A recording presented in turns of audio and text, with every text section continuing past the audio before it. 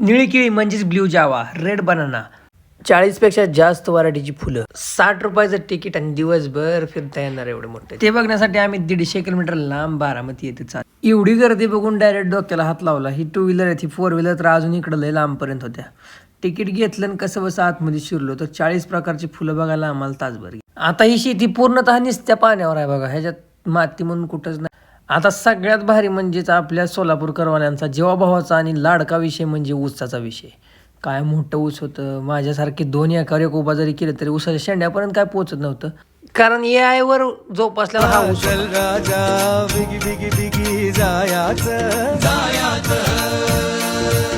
बिनमुलाचं बिनतोलाचं सौंगडी शेतकऱ्याचं. चल सरजा चल राजा. अजून आपलं लय काय काय बघायचं राहिलंय. मोठा व्हिडिओ नक्की अपलोड करीन, यूट्यूबवर जाऊन बघा.